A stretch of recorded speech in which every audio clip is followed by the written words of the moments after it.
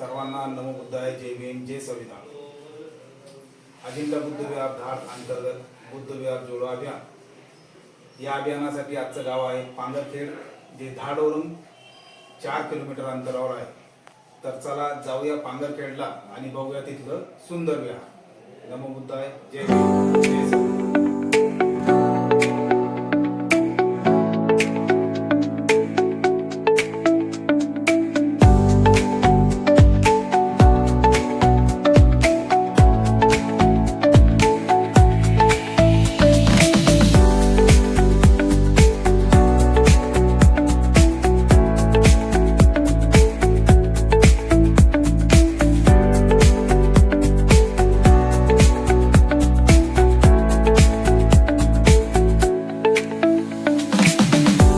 अजिंठा बुद्ध विहार धाड YouTube channel.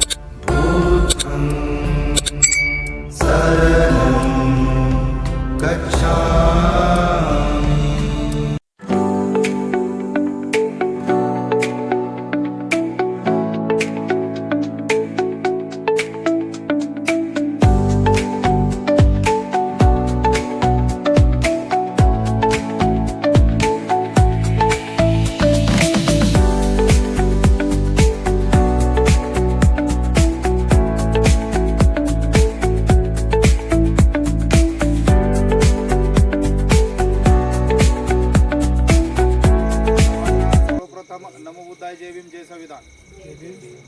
Doctor Pravin Shankar Borde, Rainar धाड। अजिंठा बुद्ध विहार धाड अंतर्गत बुद्ध विहार जोडो अभियान या अभियानासाठी तुमचं गाव पांगरखेड आज निघालेलं आहे। तर आपलं या अभियानात खूप खूप स्वागत करतो आणि आपण या थंडीमध्ये पण माझ्या शब्दाला मान देऊन इथे उपस्थित झाला याबद्दल सर्वांचे अभिनंदन आणि आभार करतो। विहाराचे नियोजित जागेमध्ये हा जो आपल्या पूर्वजांच्या ज्याला आपण निशाणी म्हणतो, त्या निशाणी म्हणजे निळ्या झेंड्याखाली आपण सर्वांनी एक झालेलो आहोत आणि समोरच तथागत भगवान गौतम बुद्ध आणि विश्वरत्न सर्वांनी महामानवांना करण्यासाठी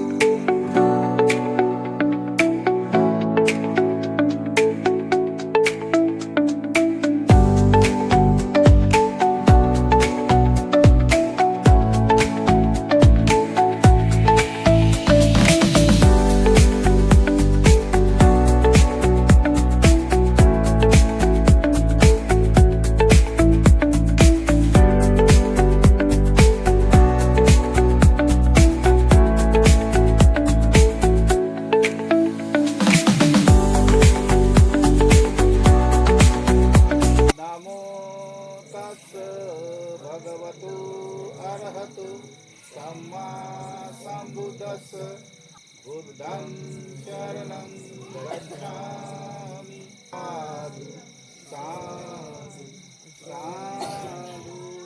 बुद्ध विहार जोडो अभियान याचा संकल्प असा आहे की प्रत्येक गावामध्ये एक विहार असतं बघा, आणि ते विहार फक्त नावापुरतं आपण बांधून ठेवलेलं असतो।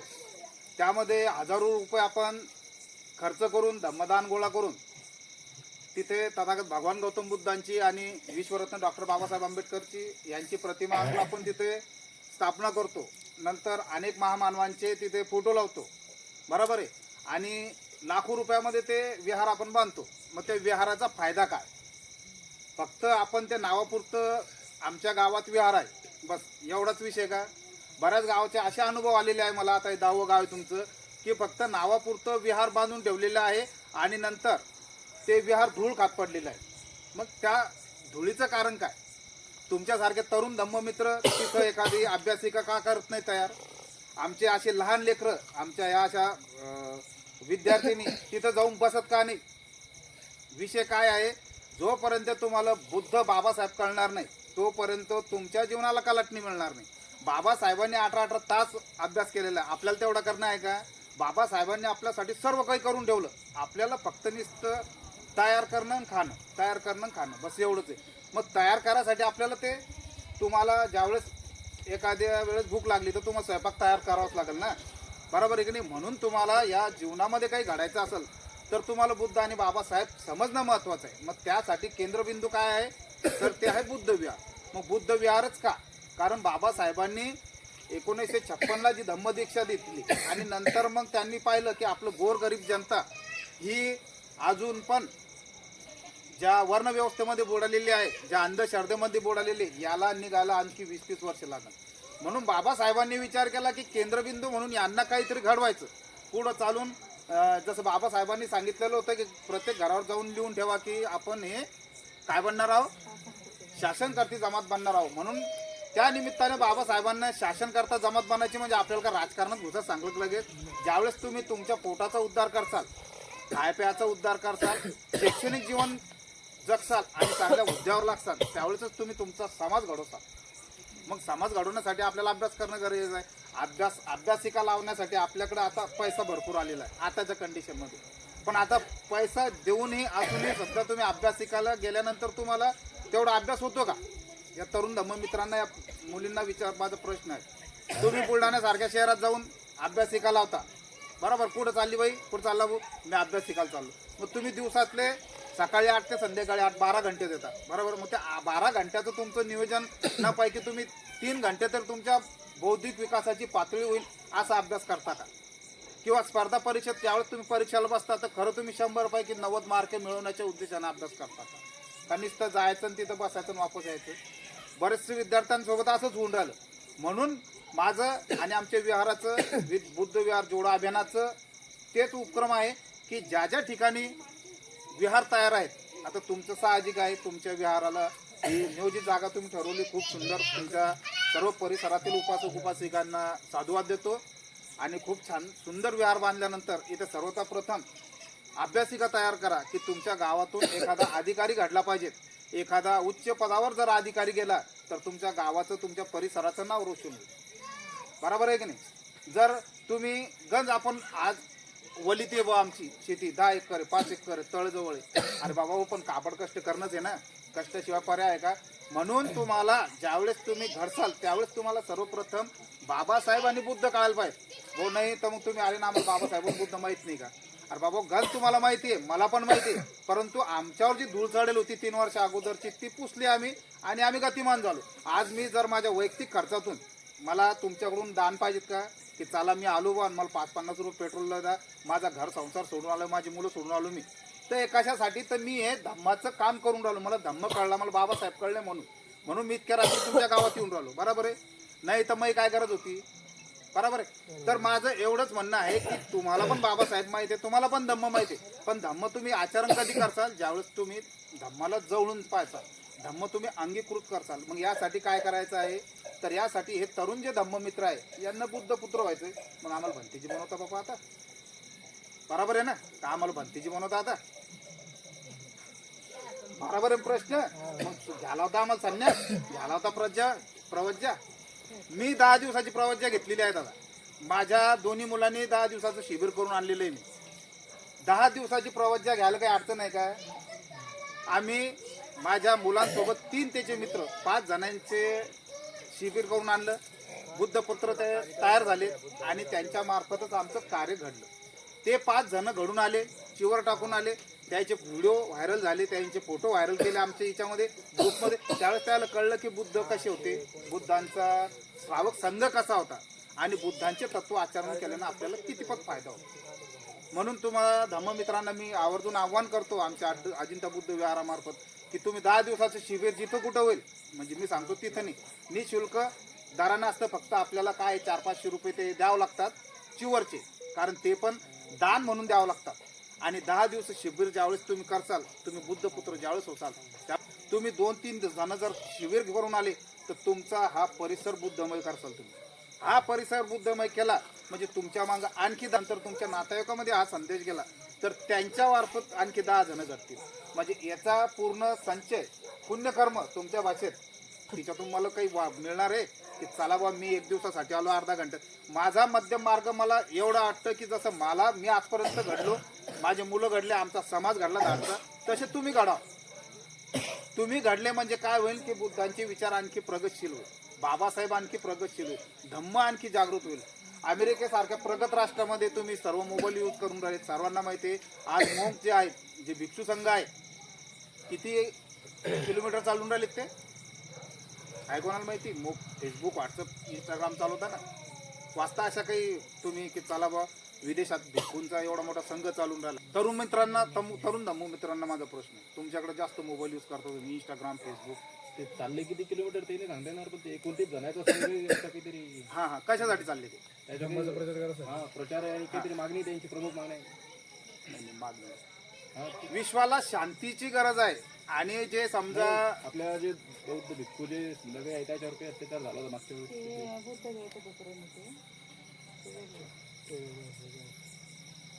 जगाला फक्त बुद्धच पाहिजेत आणि बुद्धाची शांतता पाहिजेत. यासाठी राष्ट्र बघा ज्याही देशातून ते चालले 2300 किलोमीटर चालून राहिले, ते किती 2300 किलोमीटर त्यांचा संघ, 23 रक्ताचे पूर्ण पायाचे सालपटे निघून राहिले. तरी पण कसं असतं, ज्यावेळेस तुम्ही धम्माचं आचरण करता, बुद्धांचा विचार करताना, तर हे वेदना संवेदना असतात ना, हे पण सांगतो मी तुम्हाला, तर ह्या काहीच जाणवत नाही. कारण तुम्ही निस्वार्थी ते सेवा करून राहिले, धम्म तुम्ही जागृत करून राहिले, तर तुम्हाला ह्या वेदना संवेदना काहीच जाणवत नाही. ते जे बर्फाच्या प्रदेशामध्ये जाऊन राहिले, चालून राहिले, रस्त्यावर चालून राहिले, त्यांना चांगले चांगले अधिकारी, अरबपती खरबपती लोक जे आहेत ते त्यांच्या शरण येऊन राहिले. कोणाला शरण येऊन राहिले? ते बुद्ध धम्म संघाला येऊन राहिलेत ते. आणि एवढं प्रगतशील राष्ट्र जर हे करत, आम्ही आमच्या देशात बुद्ध उत्पन्न झालेत, 29 बुद्ध आमच्या धर्तीवर उत्पन्न झाले, मग आमच्या बुद्धाला आणि आमच्या बाबासाहेबांना आम्हालाच बघितलं का? हा सर्वात मोठा भेडसावणारा प्रश्न आपल्यामध्ये. मग मी बुद्ध आहे तर बुद्ध कधी आचरण करतो? मी 14 एप्रिल आलो त्यावेळेसच फक्त मी 8 दिवसापासून मेरे बाबा की जयंती आणि असं इंस्टाग्रामला व्हॉट्सअपला धनात धन लगे, ये डीजे लगाय हमने 50,000, ये लगाय सडक तोड, तर काय करायचं त्यांनी ते जागरूक करा. तुम्ही 365 दिवस बाबासाहेबांचे विचार वाचा ना. भजनं म्हणतात, गाणी म्हणतात, 365 दिवस कोण नाही म्हणत भजनं गात नाही? हा बरोबर आहे का नाही? पौर्णिमा आल्यावर कोण येऊन बसतात, मग इतर दिवशी कोण नाही म्हणत? अष्टमी उपवासात राहते, पण आमोशा राहते त्या दिवशी कोण नाही? आमोशावर तर बाहेरच निघत नाही बापा, भूतपलीचं लागणं आमच्या अंगात. बरोबर आहे ना? एवढी तर अंधश्रद्धा तुमच्यात भरली. आमोशा पण जशी पौर्णिमा पाळतो आपण, तसेच आमोशा उपवासात पण आपल्यासाठी चांगलं आहे. आमोशा उपवासात म्हटलं की चंद्र दिसून राहिला आणि बापा त्या झाडावर मला काहीतरी दिसलं आणि मी तिकडं जातच नाही. काय असतं, विपश्यनाचा एक भाग असतो. मी प्रत्येक विहाराला, प्रत्येक गावाला सांगून येत असतो. तिथे बोरते नाही झाली ना? नाही. हा नाही, असं जर असेल तर मग आपण टॉपिक बदलून दुसरा बी घेऊ. तर हिच्या मागचं कार्य असं आहे की तुमचं चित्त, तुमचं मन जे असतं ना, हे काय असतं की तुम्हाला कथा सांगू सांगू ते भेडसावून टाकेल राहते. आणि मन जे प्रतिकृती तयार करतं, आता मी जर समजा इथं बुद्धांची प्रतिकृती मनामध्ये सुचली की मला बुद्धाची प्रतिमा इथं दिसून जाईल, बरोबर आहे? तर हे राहिलं चित्ताचा भाग. तर याच्यासाठी काय करावं लागतं? आपल्याला विपश्यना करावं लागते. विपश्यना केल्यानंतर तुमच्या चित्तात जे असलेले विकार असतात, मनामध्ये असलेले विकार असतात, ते बाहेर काढण्यासाठी विपश्यना खूप महत्वाची आहे. आता विपश्यनासाठी परत 10 दिवस पाठवतो आम्हाला, करणंच आहे तुम्हाला, पण आता नाही. ज्यावेळेस तुम्हाला आनापान समजलं त्यावेळेस तुम्ही विपश्यना करतात. ज्यावेळेस तुम्हाला बुद्ध धम्म कळला, बाबासाहेब कळले, विपश्यना करण्यापूर्वी 10 दिवस तिकडे न जातात तुम्ही जर घरी स्वतः आनापान सत्र चालू केलं तर तुम्हाला विपश्यनाला जायला काहीच अडचण येणार नाही. कारण तुम्हाला काय होईल की तुमच्या श्वासावर नियंत्रण होईल आणि तुमच्या चित्तातून विकार बाहेर पडत राहील. तुमच्या चित्तात जे विकार भरलेला आहे, दुसरा प्रति द्वेष भावना, राग, मत्सर, हे जे आहेत ना, हे विकार काढण्यासाठी तुम्हाला मंगलमैत्री करावं लागेल. मंगलमैत्री केल्याशिवायच तुमच्या चित्तातून विकार बाहेर निघाल. आनापानात तुमचं लक्ष लागेल. आनापान करणं म्हणजे काय की श्वासावर नियंत्रण करणे. श्वासावर नियंत्रण करणे म्हणजे श्वास रोखून ठेवणं नाही. आपल्याला नियंत्रण करणे म्हणजे मनापासून नियंत्रण, की माझा श्वास थंडा येतो का गरम येतो, कोणत्या नाकपुडीतून येतो, फक्त एवढंच पाहिणे. आणि हे कधी चित्त तुम्हाला पाहू देतील तर मी तुमच्यात बसणार. काहून की तुमच्या चित्तात रोग भरलेले आहे ना. तुमचं मन आता एका सेकंदात इथं आहे, तर तुमचं एका सेकंदात गेलं आता फाट्यावर, गेलं धाडलं, गेलं मांडी मारून बस नाही. पहिले बुद्धांना, धम्माला, संघाला, बाबासाहेबांना शरण जायचंय म्हणजे वंदन करायचं आहे. नंतर आपल्या आई वडिलांनी आपल्याला जन्म दिलेला आहे, त्या आई वडिलांना आपल्याला वंदन करायचं आहे. आणि चौथे म्हणजे आपले गुरु, आपल्यापेक्षा मोठे असू शकतात, आपल्यापेक्षा लहान असू शकतात, त्यांना वंदन करायचं. म्हणजे कसं करायचं? जागेच मनातल्या मनात की मी बुद्ध धम्म संघाला शरण जातो, बाबासाहेबांना शरण जातो, आई वडिलांना शरण जातो आणि गुरुजनांना शरण जातो. आणि फक्त 2 मिनिटं काय करायचं? फक्त श्वासावर लक्ष ठेवायचं. बघा तुमचं श्वासावर लक्ष राहायचं का?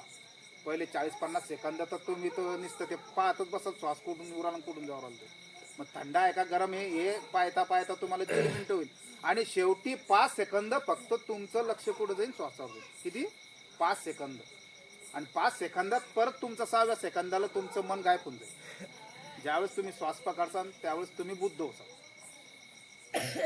ज्यावेळेस बुद्धाने सांगितले श्वासाला पकडणं आहे आणि सकाळ संध्याकाळ ही प्रक्रिया करणं आहे. ह्या प्रक्रियेमुळे काय होईल, तुमच्या चित्तातून तुम्हाला कळेल की मी कुठपर्यंत माझं चित्त योग्य दिशेने चाललं.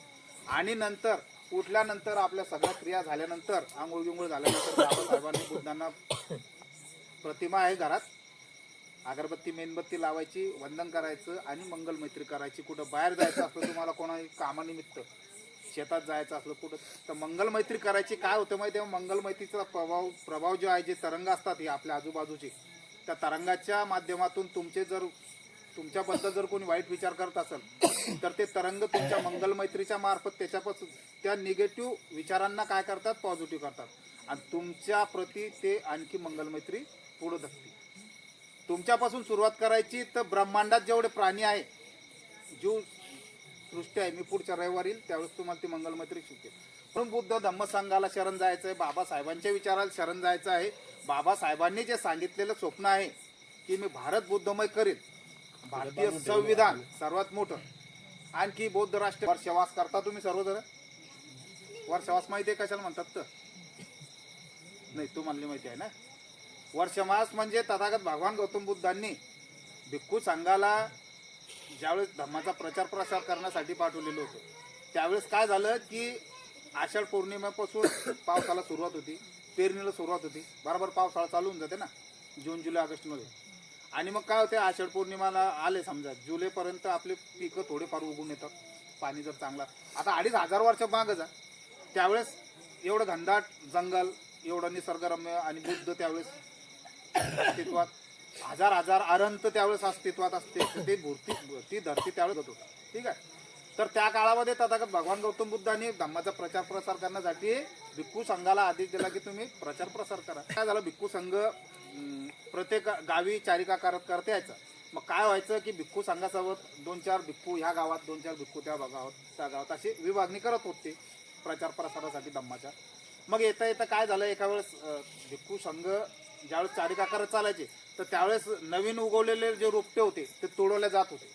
बरोबर आहे. आणि त्यासोबत जे जीव सृष्टीवरती जे उत्पन्न झालेले किडे मकोडे जे राहायचे जीव प्राणी, त्यावेळेस ते भिक्खू संघाच्या पायांनी काय केलं, बुद्धांकडे ती तक्रार केली की भगवंत पहा बा, तुमचं भिक्खू संघ ज्यावेळेस आमच्या गावाकडे येतो किंवा चारिका करत जातो त्यावेळेस आमचं पीक तर नासाडी होते, परंतु ते जीवजंतू पण मरतात. आणि तुमची शिला आहे पहिलेच की पानादी पाता वेरमणी शिक्कापदम समाधी आम्ही, म्हणजे मी जीव प्राणी हिंसा करणार नाही. मग हे कसं बा तुम्ही इकडं शील देता आणि इकडे भिक्खू संघाला सांगता की बा जसं तुम्ही प्रचार प्रसार करा. मग हे कसं, मग बुद्धांनी विचार केला. त्यावेळेस भिक्खू संघाला परत आदेश दिला की व तुम्ही ज्याही नगरीत गेले त्या नगरीत 3 महिने म्हणजे आषाढ पौर्णिमा ते अश्विन पौर्णिमा या 3 महिन्याचा कालावधीमध्ये वर्षवास त्या विहारात करायचा आहे. ज्यावेळेस तुम्ही ज्या गावात गेले त्या गावात विहारामध्ये राहिले तर पहिले स्वतः आपण धम्माचा अभ्यास करायचा, कोणी भिक्खूंनी. आणि कोणी उपासक उपासिका आला त्यावेळेस त्यांना धम्माचा प्रचार प्रसार करायचा. मग त्यावेळेस त्यांना धम्म सांगायचा, परंतु किती, 3 महिने. 3 महिन्यानंतर अश्विन पौर्णिमा झाल्यानंतर वर्षवास समाप्त व्हायचा आणि नंतर परत मग भिक्खू संघ 3 महिन्याचं ते गाव सोडून समजा तिथं प्रचार प्रसार करण्यासाठी दुसऱ्या गावाला निघून जायचे. अच्छा, 3 महिन्याच्या कालावधीला वर्षवास म्हणतात. वर्षाचा जो वास असतो, वर्षा म्हणजे पाणी, वास म्हणजे राहिणे, वर्षाच्या पाण्यामध्ये राहिले त्याला वर्षवास म्हणतात. आणि ते फक्त भिक्खू संघासाठी होतं, भिक्खूंसाठी होतं. परंतु आता काय झालेलं आहे तर भिक्खू संघासाठी सगळ्या सुविधा उपलब्ध झालेल्या आहे. बरोबर, विहार आहे, मोठमोठाले सर्व सुविधेयुक्त विहार गेले भिक्खू तिथंच राहतात. परंतु काय झालेलं आहे की आपल्यासारखे उपासक उपासिका आहे की भिक्खू मिळत नाही आपल्याला. मग आपणच काय करतो, आपल्या वतीनं एखादा ग्रंथ आणायचा त्या 3 महिन्याच्या कालखंडामध्ये खूप पवित्र, जसं तो 3 महिने असतं बौद्ध धम्माच्या पद्धतीनुसार. तर तिच्यात बुद्ध आणि धम्म, तुम्हाला भारतीय संविधान म्हणा किंवा जेही ग्रंथ तुम्हाला आवडत असतील, मिलिंद प्रश्न वगैरे, तर 3 महिन्याचं पठण केलं जातं. आणि पठण केल्यानंतर शेवटी आपल्याला अश्विन पौर्णिमेनिमित्त खीरदाणीचं आयोजन करून आपण ते उत्सव साजरा करतो. आणि नंतर कोणी भोजनदान ठेवतं. नका तुमच्या वतीने समजा तुमच्या इथल्या परिस्थितीमध्ये किती घरं आहे व किती खीर लागू शकते आपल्याला, 5 लिटर 10 लिटर, तर सर्वांची नावाची यादी तयार करायची. लेकरू असतं त्या लेकराच्या हाताने चिठ्ठी काढायची आणि जिच्यात जे नाव निघलं त्याच्याकडे 2 लिटरचा खर्च द्यायचा. म्हणजे मग 2 लिटर दूध पैसे नाही घ्यायचे आणि बाकीच्यांनी सर्व दान करायचं. आणि राहायला विषय, या मुलींना मी पहिले म्हटलं त्रिश्रम पंचशील येते का, त्या बाळांना विचारलं खरे येते का, तर नाही. मग हा अभाव पाहून, हा अभाव आपल्यापासून त्यांना मिळून राहिला. जोपर्यंत तुम्ही त्यांना घेऊन बसणार नाही, जोपर्यंत तुम्हाला बाबासाहेब बुद्ध सांगणार नाही, तोपर्यंत त्याच्या डोक्यात बसणार आहे का. म्हणून दर रविवारी आपल्या लेकराला घेऊन आपले 2 कामं मागं ठेवायचे, इथं यायचं. तुम्हाला लागणारे पुस्तकं, सुत्तपथनाचे जे पुस्तकं असतात ज्यामध्ये सर्व गाथा असतात, ती विहाराच्या मार्फत मी प्रत्येक गावातल्या 5 ते 10 मुलांना ते देणार आहे. हे लहान लहान मुलांना जे पुढं घडणारं भविष्य आपलं. त्यांनी येऊन इथं 5 मिनिटं जर त्रिश्रम पंचशील घेतलं तर खूप तुमच्या जीवनाला गतिमान करसाल तुम्ही. आणि ज्या क्षेत्रात धम्म आहे आणि निसर्ग आहे, की तुम्ही जर निस्वार्थी जर बुद्ध धम्म संघाला आणि बाबासाहेबांच्या चळवळीचं काम करत असाल तर तुम्हाला कुठंच कमी पडणार नाही. तुम्ही आमच्या पांगरखेड इथल्या छोट्याशा गावात आला, त्या विहारात आम्हाला बुद्धाबद्दल माहिती सांगितली आणि तुम्ही बुद्ध विहार जोडो अभियान हे चालू केलं, त्याबद्दलही थोडंसं ज्ञान दिलं. विशेष म्हणजे वर्षावास काय हे नीट समजावून सांगितलं. आणि आमच्या मित्रांनाही समजा या अगोदर काही जणांना माहिती होतं, काहींना माहिती नव्हतं, तर तेही सगळ्यांना समजलं. आणि तुम्ही जे सांगितलं की दर रविवारी हे छोटेसे कार्यक्रम वगैरे आयोजित करत जा, घेत जा, त्याच्यामुळे आपलं छोटं लहान मुलं आहेत त्यांचं ते आपलं भवितव्य समजा घडवू शकतील समजा थोडक्यात. आणि त्याच्यापासून समजा जे काही समजा प्रयत्न करू आपण ते त्याच्याकरता चांगलेच आहेत. आणि जे आपण उपक्रम चालू करू दर रविवार समजा, आता प्रत्येकाला त्यातून टाईम वगैरे नसतो आणि नाहीच आहे सध्या कोणाकडे, सगळं धावपळीचं जीवन आहे सध्या, टाईम वगैरे नसतो. त्यामुळे मग दर रविवारी थोडं का होईना 1-2 तास 2 मिनटं त्याच्या हिशोबाने समजा जो टाईम मिळेल तो त्याच्यानुसार काही ना काही कार्यक्रम, म्हणजे आपल्या समाजाची जी प्रगती होईल त्या दिशेनं वाटचाल करून काही ना काही थोडंफार कार्यक्रम वगैरे आयोजित करून प्रयत्न करू त्या दिशेनं. आणि आमचं जे समजा पांगरखेडले छोटं गाव असेल ना, पण युवा पंचशीलचे मित्रमंडळ आहे ते तुमच्या प्रयत्नाला म्हणजे नेहमीच साथ देईल अशी शाश्वती देतो आणि थांबतो. धन्यवाद. जय भीम.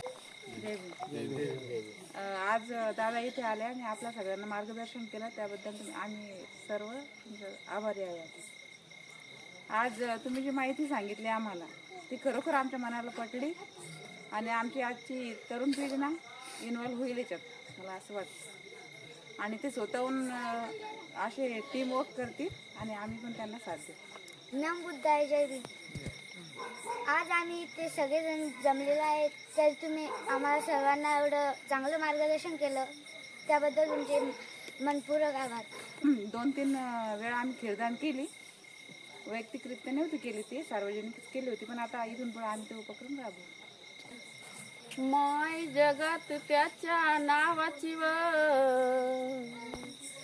नोंद लिहून आली, अशी मोठी भीमसाहेबांनी कामगिरी केली. कोणी नाही केलं, कोणी नाही केलं, कोणी नाही केलं भलं व माय भीमानी केलं. दिल्लीचं दालन खुलं व माय भीमानी केलं.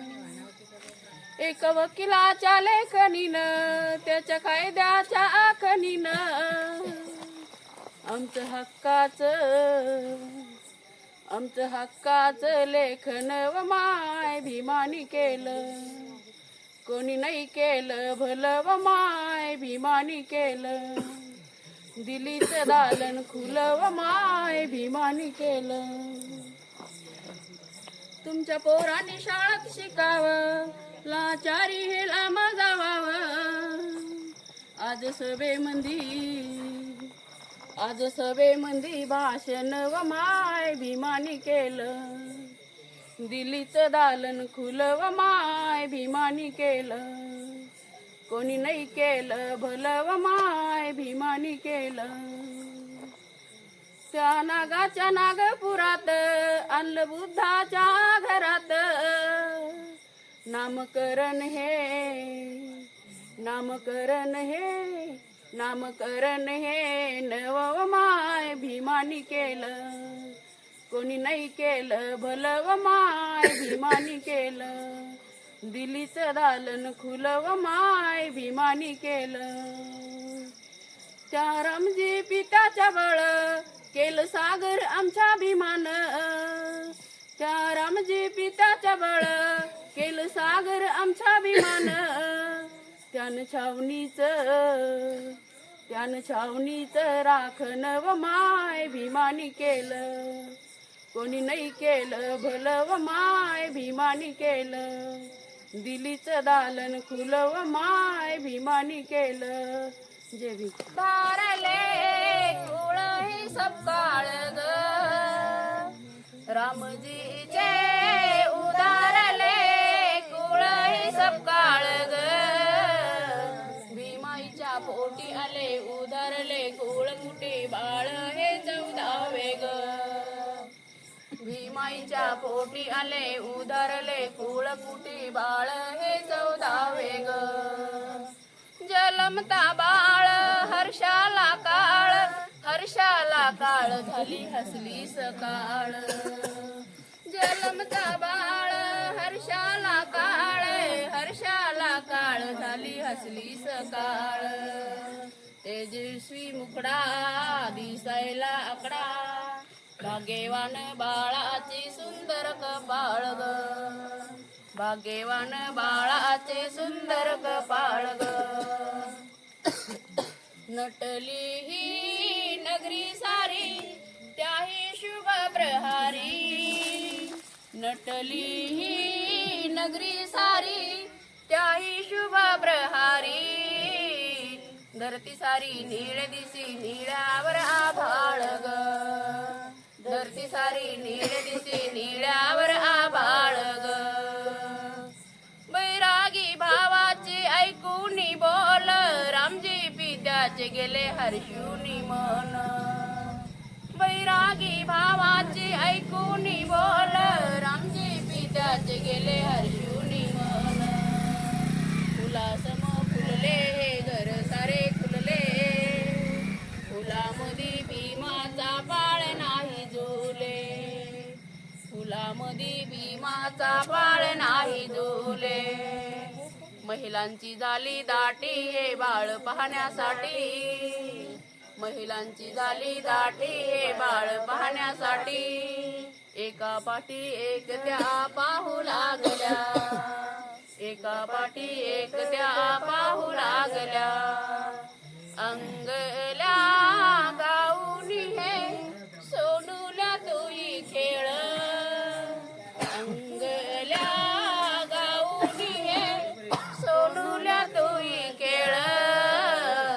धरती सारी नीळ दिसी नीळावर आभाळ ग धरती सारी नीळ दिसी नीळावर आभाळ ग. जय भीम. सर्वांना नमो बुद्धाय, जय भीम, जय संविधान. अजिंठा बुद्ध विहार धाड अंतर्गत बुद्ध विहार जोडो अभियान या अभियानासाठी आज निवडलेलं गाव पांगरखेड. तर बघा खूप चांगला प्रतिसाद इथे या गावच्या सर्व ग्रामस्थांनी दिलेला आहे, ज्यामध्ये ज्येष्ठ उपासक उपासिका असो, तरुण धम्ममित्र धम्मसेवक असो किंवा धम्म उपासिका असो आणि ज्येष्ठ उपासिकांनी तर खूप असं आनंद गगनात मावणाऱ्याने एवढा प्रतिसाद दिलेला आहे. तद्वत त्यात लहान बालक बालिका विद्यार्थी वर्गांनी खूप असं नवीन काहीतरी शिकायला मिळणार आहे किंवा ऐकायला मिळणार आहे या उत्सुकतेने. एवढ्या थंडीमध्ये बघा मागं बघू शकता आपण मक्का पेरलेली आहे आणि त्या मक्काला पाणी पण दिलेलं आहे. एवढ्या थंडीत हे ग्रामस्थ इथं डॉक्टर प्रवीण शंकर बोर्डे धम्मसेवक तसेच बुद्ध विहार जोडो अभियान प्रसारक यांच्या वतीनं सर्वांचे अभिनंदन करतो आणि आभार मानतो की ज्या बुद्धांनी दिलेला धम्म, ज्या बाबासाहेबांनी दिलेलं भारतीय संविधानाच्या नुसार स्वातंत्र्य, या स्वातंत्र्याला जागून माझं काहीतरी कर्तव्य आहे म्हणून मी धम्मासाठी काहीतरी चळवळ करणार आहोत आणि धम्माचं कार्य करणार आहोत. यासाठी आमच्या आतापर्यंत काय चालूत आलेलं आहे आमच्या गावामध्ये आणि यापुढे आम्ही काय करणार आहोत याचा खूप मोठा निर्णय या गावामधून सर्व आपले धम्मसेवकाच्या वतीने, म्हणजे ज्याला आपण युथ युनियन म्हणू, या युथ युनियनच्या माध्यमातून त्यांनी आपल्या सर्वांना इथे दिलेलं आहे. भीमगीते इथे सादर केलेले आहे की ज्या वामनदादा कर्डकांनी बाबासाहेबांची जी चळवळ होती, जी भीमगीतांच्या माध्यमातून तळागाळापर्यंत खेड्यापर्यंत पोहोचवली, अशी वामनदादांच्या गीताच्या माध्यमातून या धम्मसेविकांनी सुद्धा इथे धम्माची चळवळ आम्ही जागृत ठेवू असे भीमगीतातून सांगितलेले आहे. खूप चांगल्या प्रकारे या अजिंठा बुद्ध विहाराचं आभार मानलं आणि आम्ही पण धम्माचा गाडा थोड्या का होईना पण आम्ही हा गाडा ओढू आणि आमच्या मुलांवर संस्कार टाकण्याचा आम्ही प्रयत्न करू अशा सर्व ग्रामस्थांच्या वतीने, तसेच ज्येष्ठ उपासिका ज्येष्ठ उपासिका आहे त्या खूप छान प्रकारे यांनी भीमगीतं गाऊन इथलं वातावरण जे आहे ते धम्ममय केलेलं आहे. तर मी या सर्वांचे पुनश्च एकदा अजिंठा बुद्ध विहार परिवार तसेच बुद्ध विहार जोडो अभियानातील सर्व सभासदांच्या वतीने मी यांचं अभिनंदन करतो, आभार व्यक्त करतो.